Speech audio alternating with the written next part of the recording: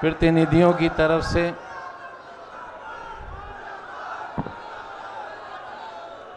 अपने और आपके सभी के कल की उम्मीदों के एक ऐसे आफताब को मुबारकबाद देना चाहता हूं जिन्हें आज सब ने एक राय और एक आवाज से समाजवादी पार्टी का राष्ट्रीय अध्यक्ष चुना है। इस स्टेज पर सभी नेता साहिबान इस बात के गवाह होंगे और ख़ास तौर से वो सभी लोग जो उस वक्त जब समाजवादी पार्टी का गठन हुआ था बेगम हजरत महल पार्क में, और हमने ही उस दिन पार्टी का संविधान पेश किया था। मुझे ये सौभाग्य हासिल है कि समाजवादी पार्टी के पहले कौमी सदर रफ़ीकुल मुल्क मुलायम सिंह यादव जी का नाम पेश कराने और उनके अध्यक्ष होने की मंजूरी का ऐलान करने का भी मुबारकबाद देने का सौभाग्य हासिल रहा है।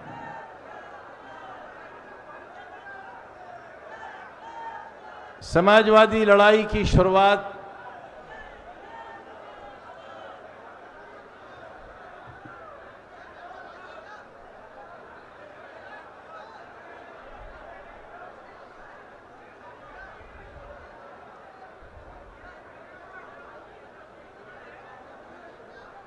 जहां से हुई थी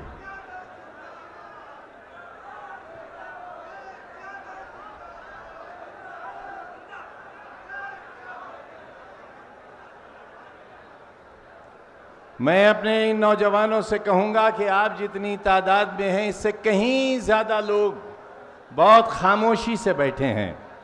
आप उनका अधिकार छीनने का हक नहीं रखते, ये गलत बात है। आप कुछ लोग इन सब लोगों के साथ बेईमानी नहीं कर सकते। नहीं, आप आगे खड़े हैं इसका ये मतलब नहीं है कि पीछे बैठे हुए लोगों का आप अधिकार छीन लें ना, गलत बात,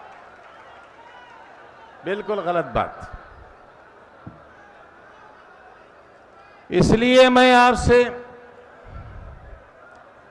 एक बहुत पुरानी बात से शुरुआत करता हूं जहां से समाजवादी इतिहास का पहला पन्ना लिखा गया था। ये बहुत तकलीफ के दिन थे। समाजवादी आंदोलन समाप्त हो चुका था और समाजवादियों का नाम इतिहास के पन्नों से निकालने की साजिश थी और गर्द आ गई थी उस पर। तब मुलायम सिंह यादव जी ने हिम्मत की और बिहार से कपिल देव सिंह जी ने इस समाजवादी आंदोलन को दोबारा शुरू करने की कमर कसी। सारे लोग एक जगह हुए और ये वो ज़माना था जब समाजवादी आंदोलन की शुरुआत हम सबके पसीने से शुरू हुई। ये कारवां जब आगे बढ़ा और 30 अक्टूबर 1990 आया, उस वक्त तक ये आंदोलन खून में नहा चुका था और बेशुमार लोगों ने अपनी कुर्बानियां देकर इस आंदोलन को जिंदा रखने की कसम खाई थी। 30 अक्टूबर 1990 के बाद एक बहुत बड़ा दिन और एक बहुत बुरा दिन हिंदुस्तान की जमहूरियत ने देखा, और वो दिन था 6 दिसंबर 1992 का। लेकिन समाजवादियों, हमें आज भी अच्छी तरह याद है कि जब नेताजी की बुलाई हुई मीटिंग में, मुलायम सिंह यादव जी की बुलाई हुई मीटिंग में हमारे आंसू हमारी आंखों से निकलकर जमीन पर गिर रहे थे, उस वक्त खड़े होकर हमसे ये कहने वाला वो शख्स कि ये वक्त आंसू बहाने का नहीं है, ये वक्त तैयारी का है, ये वक्त एक नई लड़ाई का ऐलान करने का है। और तब एक बहुत पुराना शेर था, यकीन महकम अमल पे हम मोहब्बत फातह आलम, जिहादे जिंदगानी में ये है मोमिन की शमशीर। और ये ताकत लेकर समाजवादियों ने एक नया आंदोलन शुरू किया। समाजवादियों, तुम्हारा इतिहास मामूली इतिहास नहीं है। जमाना तुम्हारे इतिहास को नजरअंदाज नहीं कर सकेगा। और याद रहे, हिंदुस्तान की तमाम फाशिस्ट ताकतों को याद रहे,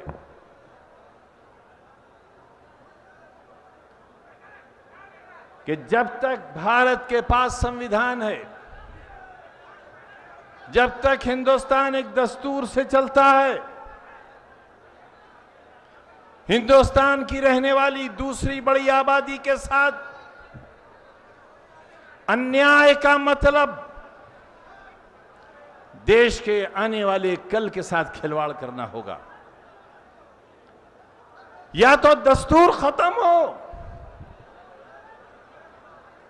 या तो अधिकार खत्म हो, वरना जब तक दस्तूर है, जब तक संविधान है, इसको मनवाने वाले लोगों का ये मंच जिंदा है और जिंदगी की आखिरी सांस तक संविधान की रखवाली के लिए ये मंच लड़ाई लड़ता रहेगा।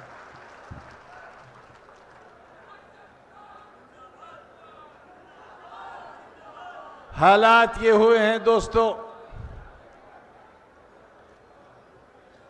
कि वायदा किया था देश के बादशाह ने लाखों नौजवानों को नौकरी देने का, वायदा किया था घर पर 25 लाख से 30 लाख रुपया तक पहुंचाने का।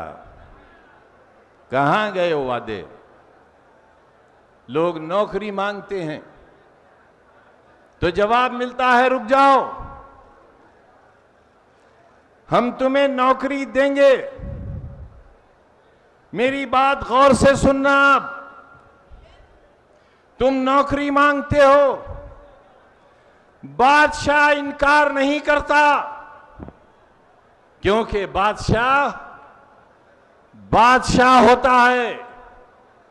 और यह बात मैं बहुत बार कह चुका हूं, बादशाह झूठा नहीं होता, और झूठा हो तो बादशाह नहीं होता।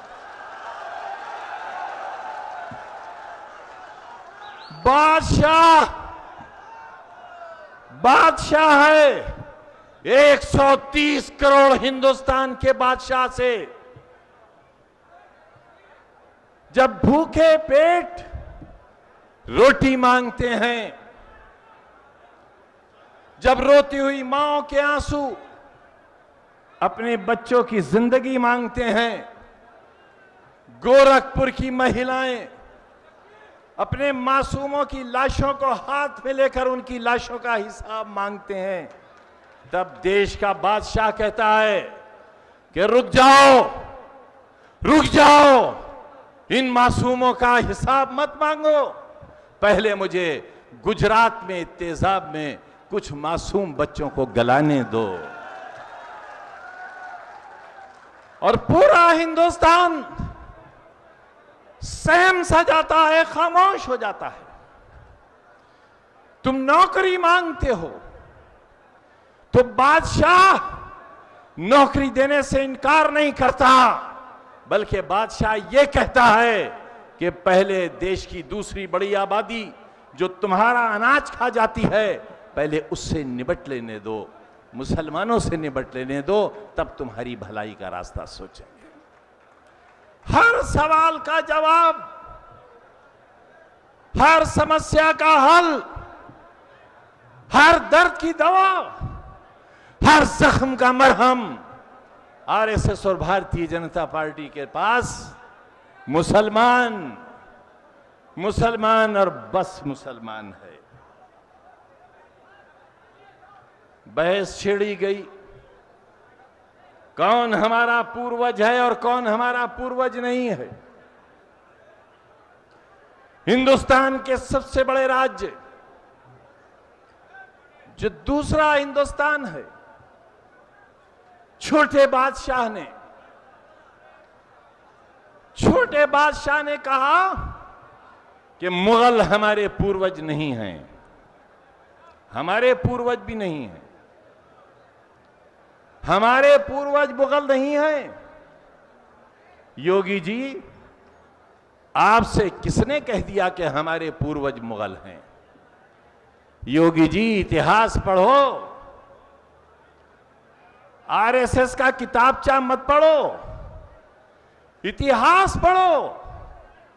इतिहास वही पढ़ेगा जो इतिहास को पढ़ना जानता हो, जिसके पास इतिहास पढ़ने की आंखें हों। इतिहास पढ़ो योगी जी, इतिहास पढ़ो। मुगल खुद नहीं आए थे, नहीं आए थे मुगल खुद। मुगलों को कौन लाया था, ये इतिहास पढ़ो। अकबर महान थे या नहीं थे, आज इसकी बहस का दिन नहीं है, लेकिन योगी जी ये बताओ, अकबर के सिपहसालार मान सिंह क्यों हुए थे? बताओ,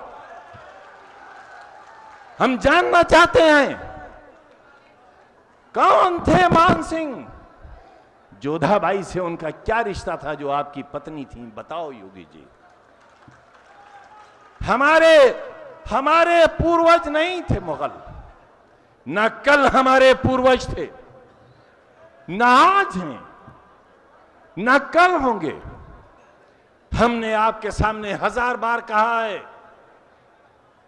कि हमें हमारा दीन, हमारा कुरान, हमारी हदीस, हमारे नबी का फरमान है, खबरदार किसी के मजहबी पेशवा का अपमान मत करो। और क्यों? इसलिए कि तुम्हारी किताब जो तुम्हारी रूह है, 1500 बरस के बाद भी उसका एक नुक्ता न कम हुआ है, न एक नुक्ता बढ़ सका है, एक नुक्ता भी। वो किताब, वो आसमान की किताब तुमको हिदायत देती है, तुम्हें इत्तला देती है, तुम्हें जानकारी देती है, तुम पर पाबंदी आयत करती है और तुम्हें बताती है कि 1,20,000 पैगंबर इस जमीन पर हमने भेजे। अल्लाह ने ये आए उसका पैगाम लेकर, लेकिन तुम्हारी इस किताब में सिर्फ चंद का जिक्र है। ये तुम्हारे नबी हुए। मैं आपसे जानना चाहता हूं, 1,20,000 वो पैगंबर और वो नबी कौन थे? लिहाजा बहस हुई इस पर उलमा के बीच, और उलमा ने यह तय किया कि दुनिया में जो महापुरुष पैदा हुए उनके बारे में इसलिए कुछ न कहो क्योंकि हो सकता है वो अपने जमाने के पैगंबर रहे हों, अल्लाह के दूत रहे हों, इसलिए उनकी शान में गुस्ताखी मत करो। योगी जी, मुगल हमारे आदर्श नहीं हैं, हमारे आदर्श राम हैं। हमारे आदर्श किशन जी भी हैं, लेकिन योगी जी, हिंदुस्तान की दूसरी आबादी आपसे जानना चाहती है, बताइए मोहम्मद साहब आपके आदर्श हैं या नहीं हैं? हजरत इमाम हुसैन आपके आदर्श हैं या नहीं हैं? बताओ योगी जी, बताओ। हजरत ईसा मसीह आपके आदर्श हैं या नहीं हैं?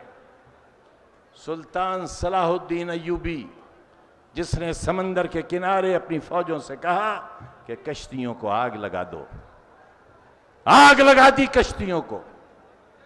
सामने दुश्मन था, बहुत ताकतवर दुश्मन था, और बहुत मामूली सी ताकत की फौज खड़ी थी। और सुल्तान सलाहुद्दीन अय्यूबी ने कहा कि सुनो, तुम्हारे पास पैगाम हक है और तुम्हारा यह ईमान है कि तुम्हारी जिंदगी का मालिक वो है जिसके लिए आज तुम मैदान अमल में निकले हो। एक तरफ समंदर है, दूसरी तरफ तुम्हारा दुश्मन है, इधर भी मौत है, उधर भी मौत है। ये बुज़दिली की मौत है और वो शहादत है। बताओ कौन सा रास्ता इख्तियार करोगे? बताओ योगी जी, आप इन्हें अपना आदर्श मानते हो या नहीं मानते हो? हमने बता दिया कि हम बापू को अपना आदर्श मानते हैं, लेकिन नाथूराम गोडसे को हम बापू का कातिल मानते हैं। नाथूराम गोडसे हमारे आदर्श नहीं हैं। इसलिए समाजवादियों, बहुत कठिन घड़ी है। तुम्हारी जिंदगी बहुत बुरे हालात से गुजर रही है। मैं अपने नौजवान कायद से, समाजवादी पार्टी के राष्ट्रीय अध्यक्ष से यह कहने आया हूं कि आज आप दूसरी बार राष्ट्रीय अध्यक्ष हुए हो, लेकिन सच्चाई यह है कि आज आपने हमारे दिलों पर हुकूमत की शुरुआत की है। कल आप उस वक्त राष्ट्रीय अध्यक्ष हुए थे जब आपकी सरकार थी, जब आपके पास ताकत थी, जब आपके एक हुक्म पर बहुत कुछ बदल जाया करता था। लेकिन आज ये तमाम लोग वो हैं जो आपके एक हुक्म पर अपने खून की बूंदें छिड़कने के लिए तैयार हैं।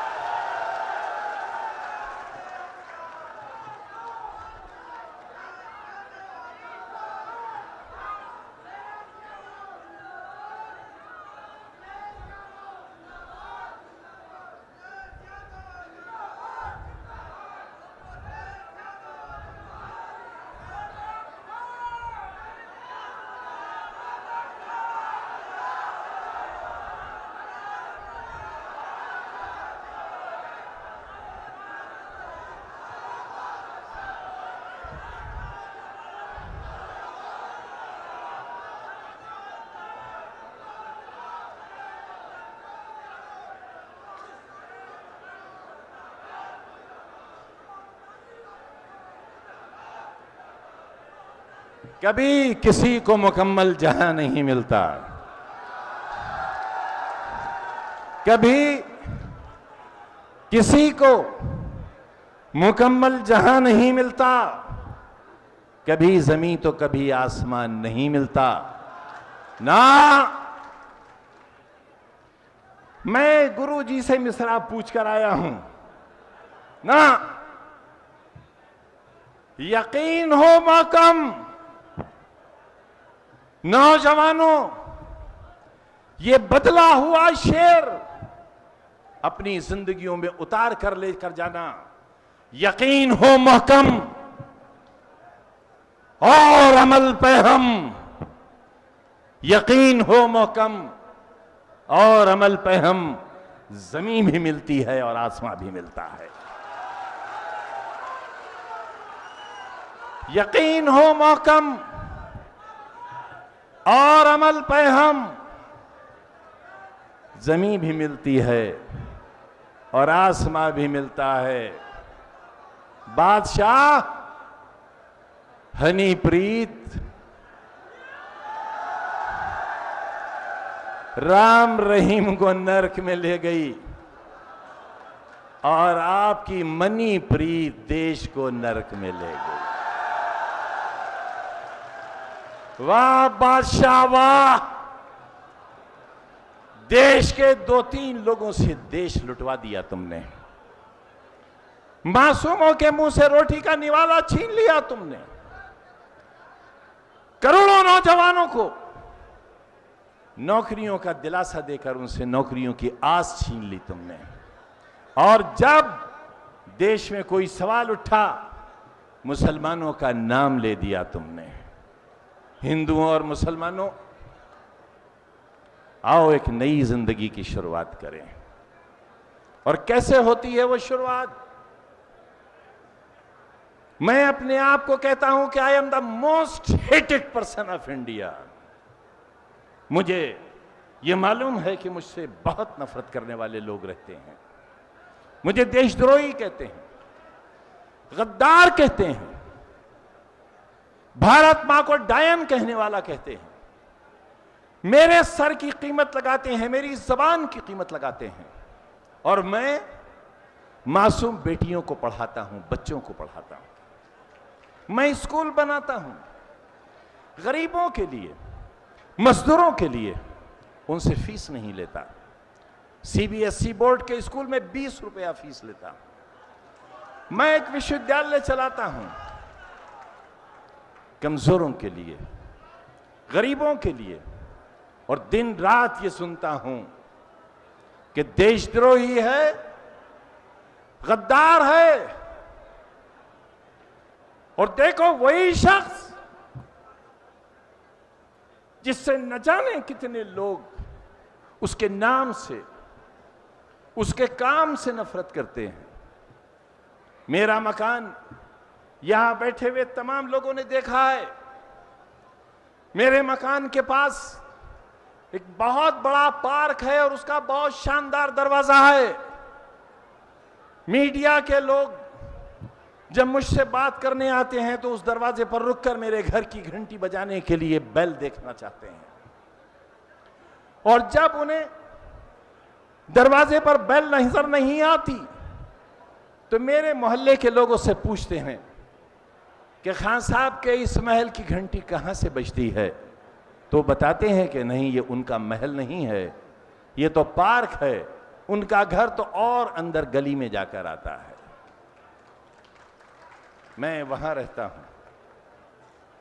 मैं चाहता हूं कि मेरा मुकाम महल ना हो, आलीशान आरामगाह ना हो। मेरा मुकाम एक रिक्शा चलाने वाले के टूटे हुए दिल के अंदर हो।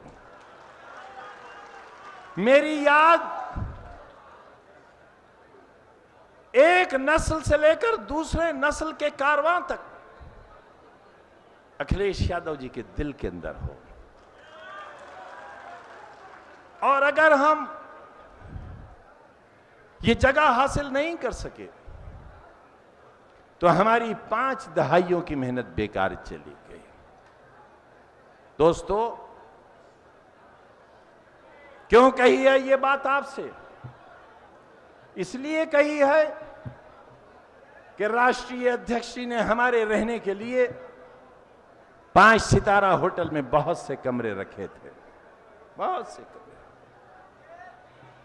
लेकिन सुंदरलाल इंटर कॉलेज में जो मेरे गुरु थे, जिनका नाम रहमत अली नहीं है, जिनका नाम मोहम्मद यूनुस नहीं है, मेरे गुरु का नाम गजेंद्र शर्मा जी है। और वो हिंदुओं के मोहल्ले में रहते हैं जहां कोई मुसलमान नहीं रहता। ये मोस्ट हेटेड पर्सन, जिसका सर उतारना चाहती है आरएसएस, जबान काटना चाहती है, इनाम रखती है।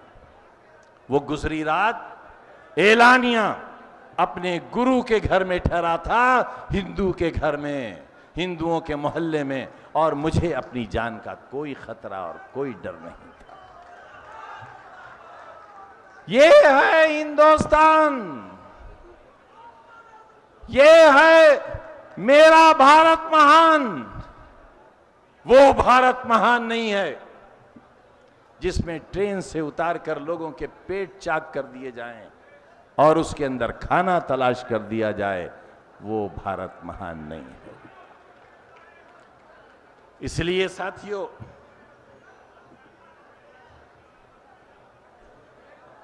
हम आज के सम्मेलन को अपनी मंजिल की शुरुआत मानते हैं।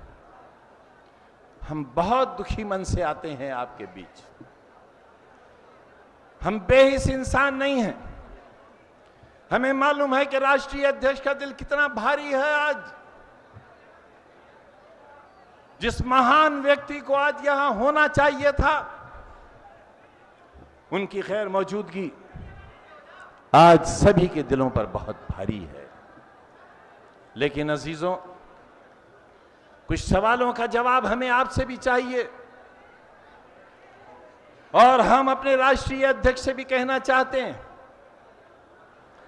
ये हम अपनी अर्जदाश्त, अपना गम, अपनी उमंग, अपनी उम्मीद हम आपके दरमियान भी लाना चाहते हैं। और एक बार फिर राज्य सम्मेलन की उस बात को हम आपके बीच रखना चाहते हैं कि हमारे दिल का जख्म बह रहा है। इसे नासूर बनने से रोकिए। हिंदुस्तान की आजादी के 70 साल, आजादी के सपने के बाद के 70 साल हमारे लिए सुकून के 70 बरस नहीं थे। अखिलेश जी, हिंदुस्तान की दूसरी आबादी का दर्द महसूस करें आप। मेरे बड़े भाइयों, मेरी टोपी की लाज रखो आप। ये दस्तार अगर गिर गई तो देश महान नहीं रह जाएगा। टीपू सुल्तान की कुर्बानी और अशफाकुल्ला खां की कुर्बानी पर इतिहास क्या कहेगा, आप सोचो। मैं आज ये दर्द एक बार फिर दोहराना चाहता हूं। बहुत कुछ गिर गया, और जो गिराने का इरादा है उसे बचा लो आप। बहुत बड़ी ताकत आपके पीछे खड़ी है, शायद आपको उस ताकत का अंदाजा नहीं है। उत्तर प्रदेश की सरकार बहुत कुछ करने के बाद आपने खो दी, ये सच है। लेकिन जो सरकार है वो सरकार नहीं है, वो सरकश सरकार है। उस सरकार से किसी को इत्तेफाक नहीं है। उस सरकार की आम इंसानों के बीच कोई मान्यता नहीं है। आप इस सच से भी वाकिफ हो। 6 महीने गुजरने के बाद भी वो सरकार ये नहीं बता सकी कि वो भी सरकार है। इसलिए अखिलेश जी, हमारे नौजवान, कल की उम्मीद, हमारे अरमान, हमारी आस, 130 करोड़ हिंदुस्तान के धड़कते हुए दिल की धड़कन से कहना चाहता हूं कि संभालो बागडोर। खौफ, डर, कल क्या होगा, सीबीआई की जांच, ये सब आपके इरादों को, आपके मजबूत कदम को रोक नहीं सकती। सबक लो समाजवादियों, बिहार से सबक लो। लालू यादव जी पर कौन सा सितम नहीं ढाया गया, लेकिन सीबीआई और ईडी का खौफ लालू यादव जी के कदमों को डगमगाने में कामयाब नहीं हो सका। और याद रखो, जुल्म फिर जुल्म है, बढ़ता है तो मिट जाता है। जुल्म की इंतहा है, जुल्म की इंतहा है। जुल्म किसके साथ होने वाला है? आपके साथ नहीं, इस स्टेज पर बैठे हुए बहुत से लोगों के साथ नहीं, ये जुल्म हम पर होने वाला है। और हम जानते हैं कि हमारे साथ जुल्म होने वाला है। हम जानते हैं कि आने वाला चुनाव और उसकी इबारत हमारे खून से, हमारे लहू से लिखी जा सकती है। हम ये जानते हैं कि गुजरात अपनी सरहदें तोड़कर बाहर निकल सकता है, ये हम जानते हैं। लेकिन याद रहे फाशिस्टों, तुमको भी याद रहे, तुमको भी याद रहे, और ये सबक हमको भी याद रहे कि खून के धब्बे, मासूमों की चीखें और बेवाहों की आहें हमसे हिंदुस्तान की मोहब्बत का आज़म छीन नहीं सकती। हम कल भी हिंदुस्तानी थे, हम आज भी हिंदुस्तानी हैं। और याद रखो फाशिस्टों, जिस तरह मोहम्मद अली जौहर यूनिवर्सिटी को पाकिस्तान नहीं ले जाया जा सकता, उसी तरह आजम खां और इस देश में रहने वाले करोड़ों इंसानों को पाकिस्तान नहीं ले जाया जा सकता। ये वतन हमारा है, हमारा है, हमारे पूर्वजों का है ये वतन। इस वतन से हमें बेदखल नहीं किया जा सकता। और जब हमें इस वतन से बेदखल नहीं किया जा सकता, मैं तो ये कह चुका हूं कि अगर हमारी वजह से देश को कोई परेशानी है, लगता है मोदी जी आपको कि हमारे वोट से सरकारें बदल जाती हैं, हिम्मत करो, हिम्मत करो। बादशाह, चुनौती देकर कहता हूं, हिम्मत करो बादशाह, मुसलमानों से वोट का अधिकार छीन लो, छीन लो अधिकार। और यह भी चुनौती से कहता हूं कि जिस दिन भारत के मुसलमानों से उनके वोट का अधिकार छीन लोगे, उस दिन तुम्हारे हाथ में सत्ता नहीं रह जाएगी, हरगिज़ नहीं रहेगी। मजबूर मत करो हमें जहर खाने के लिए, बादशाह मजबूर मत करो। रोहिंग्या मुसलमानों की वजह से हमारे ऊपर किसी जुल्म का मंसूबा तैयार मत करो। बताओ, पत्रकार लंकेश की हत्या क्यों हुई और उसका हत्यारा कौन है, बताओ। और ये कैमरे वालों, हमसे बहुत प्रेम करते हो आप, सारा दिन एक टीवी है जिसके साथ अंग्रेजी में हिंदुस्तान का नाम लिखा हुआ आता है, टाई लगाते हैं उसके मालिक साहब, टाई लगाते हैं और मेडिकल कॉलेजों का अपने दलालों से सौदा कराते हैं। एक चैनल है जिस पर एक बहुत सुंदर व्यक्ति सारा दिन उपदेश देते हैं जैसे कोई महात्मा हो। 500 करोड़ की दलाली में 6 महीने जेल काट कर आए हैं। ये उपदेश देने वालों, हमारे पास तो 1 मिनट का इश्तिहार देने का भी पैसा नहीं है, लेकिन ये हमारा सौभाग्य है, आपके चैनल सारा दिन हमें गाली देते हैं। हम कहते हैं खूब गाली दो, यूं कि जब तुम गाली देते हो तो मेरा कमजोर रिक्शा वाला कहता है शाबाश आजम खान, शाबाश। मैं कहता हूं खूब गाली दो, जितनी तुम गाली देते हो उतनी मेरे कमजोर हाथ की मुट्ठियां मजबूत होती हैं। मेरी तारीफ मत कर देना, मेरी तारीफ करोगे तो ये बंद मुट्ठियां खुल जाएंगी और मेरा कमजोर पत्थर तोड़ने वाला कहेगा कि चैनल बिका था, अब खान भी बिक गया।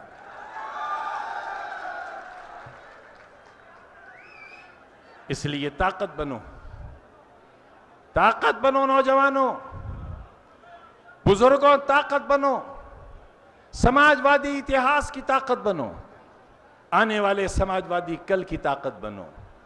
अपने गुजरे हुए कल से सबक हासिल करो, याद करो। फ्रिज से गोश्त निकालकर यह तय कर दिया गया कि यह गोश्त किस जानवर का है, और फिर बेगुनाह की जान ले ली गई। देश के चलाने वालों, बताओ किस गुनाह की सजा है यह हमारी? लोग तो न जाने क्या क्या सौदा कर लेते हैं। लोग हमारे कातिल के साथ, गुजरात के कातिल के साथ खाना खाते हैं, चाय पीते हैं।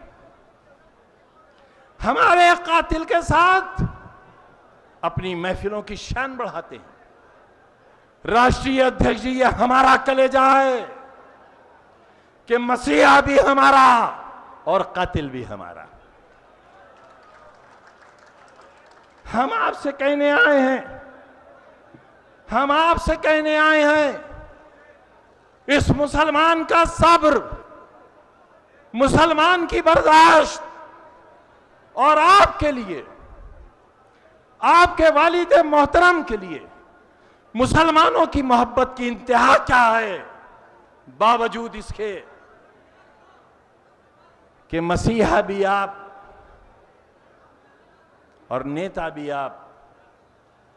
हम सिर्फ आपसे ये उम्मीद करते हैं, और आपसे उम्मीद ही नहीं करते हैं, आपसे ये अहद चाहते हैं कि कोई हालात हो, ईडी का डर, सीबीआई का खौफ, या तक कि खुदा न करे आपकी जान तक लेने का अगर मंसूबा हो, तो अखिलेश जी आपके कदमों में लग़्ज़िश नहीं आना चाहिए।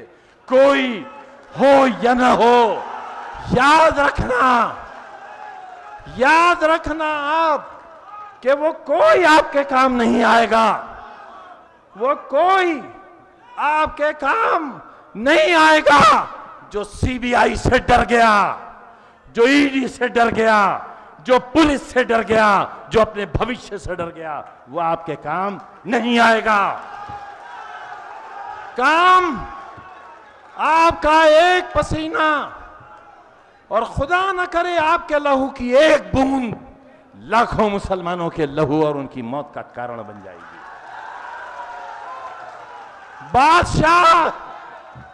बादशाह याद रहे, सिर्फ हिंदुस्तान की आंखें नहीं हैं जो इतिहास देख रही हैं, पूरी दुनिया की आंखें खुली हुई हैं, और पूरी दुनिया ये जानती है कि डीमोनेटाइजेशन के नाम पर और हम कमजोरों के साथ जुल्म के नाम पर हिंदुस्तान की पूरी दुनिया में क्या हैसियत है। मत बदनाम करो। और नौजवानों, तमाम राजनीतिक दलों पर नजर डालो। आज देश की गद्दी उसके पास है जिसके पास कभी गुजरात की गद्दी होती थी। अरे आओ, तय करो। हिंदुस्तान का दिल गुजरात नहीं है, हिंदुस्तान का दिल उत्तर प्रदेश है। उसके हाथों में देश ले जाओ जिसके पास उत्तर प्रदेश की गद्दी थी। हिंदुस्तान उसके हाथों में सौंपने की तैयारी करो। हीन भावना छोड़ो, ऐसा से कमतरी का लबादा अपने कांधों से उतार कर फेंको, और यकीन दिलाओ और यकीन हासिल करो कि आप पर कभी ये उंगली न उठे कि किसी फाशिस्ट के साथ आपने समझौता कर लिया। कोई फाशिस्ट, कोई जालिम, कोई हमारा कातिल आपकी चौखट से होकर गुजर गया। बस ये यकीन हो जाए, हम अपने मालिक की कसम खाकर कहते हैं, आपका पसीना हमारा खून और आपका मुस्तकबिल हिंदुस्तान की खुशहाली। मैं फिर कहना चाहता हूं, हम बहादुर शाह जफर की नस्ल हैं। वो हैं हमारे पूर्वज। 2 गज जमीन भी मिल न सकी कुएं यार में, हम वो हैं। हम सुल्तान टीपू की नस्ल कहलाए जा सकते हैं जिसने अपने मासूम बच्चे अंग्रेजों के पास गिरवी रख दिए थे। हमसे हमारी गैरत का सवाल मत करो। अगर कोई सवाल हमसे करना है तो अखिलेश जी आप करो। अगर आप ये समझते हो कि हम आपकी राजनीति के लिए नुकसानदेह हैं, तो हम कसम खाकर कहते हैं, आप अभी कहो, हम हमेशा के लिए इस पिंडाल से चले जाएंगे, हमेशा।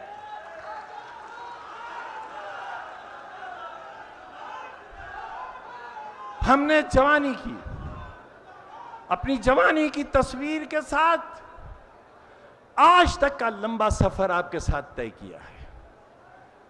हमें आपके बहुत अच्छी बातें याद हैं। हमें याद है जब मोहतरम मुलायम सिंह यादव जी का जन्मदिन मनाया गया था और आप तशरीफ लाए थे, वो दिन हमें याद है। हमारी यूनिवर्सिटी का इफ्तिताह किया था, वो दिन याद है। मेडिकल कॉलेज का संग बुनियाद रखा था, याद है। बहुत कुछ आपने हमको दिया। हमें सब याद है, हमें सब याद है। और जब हमें अखिलेश जी ये याद है, तो हमें ये भी याद है कि हमें आपके साथ रहना चाहिए। हमें आपकी बहुत सी खूबियां याद हैं। हम शमशान का जिक्र नहीं कर रहे हैं। हमें याद है कब्रिस्तान की दीवारें आपने बनवाई हैं। हमें याद है हमारे रोते हुए बच्चों के आंसू आपने पोंछे हैं, उनकी शिक्षा का इंतजाम आपने किया है, हमें याद है। और जब हमें ये याद है, तो हम उन यादों के सहारे आपसे कहना चाहते हैं कि कोई आपसे कुछ कहे, कोई आपको किसी राजनीतिक दल के बारे में मुसलमानों की गलत इत्तला दे, आप उन पर यकीन मत करना। आप इलेक्शन कमीशन के आंकड़े मंगा लेना और फिर यह तय करना मुसलमान आपके साथ है या मुसलमान किसी और के साथ है।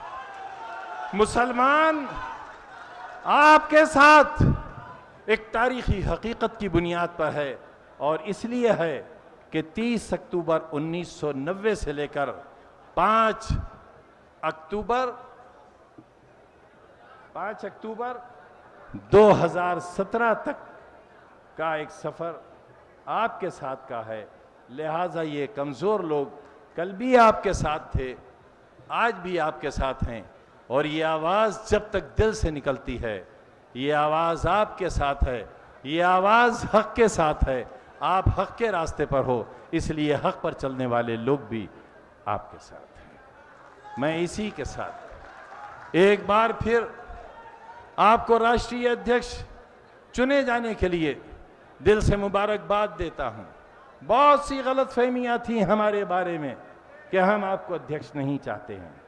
ये आपसे जिसने भी कहा, उसने अपनी मां की कोख के साथ नाइंसाफी की। वो धोखेबाज है, वो आपका नहीं है। जो हमें आपसे दूर करना चाहता है, वो आपका नहीं है। जो हमारे बारे में आपके कानों में कुछ कहता है, वो आपका नहीं है। आपको सिर्फ याद ये रहना चाहिए कि हमारे खून की छींटे कल से लेकर, जैसे मैंने कहा था कि हमने अपनी अगली नस्ल तक आपके हवाले कर दी है। हमारा कल भी आपके साथ था, हमारा आज भी आपके साथ है, और हम कश्तियां बदलने वाले लोग नहीं हैं। आस्तीनों में सांप रखकर अपने साथ चलने वाले लोग नहीं हैं। बहुत बहुत शुक्रिया।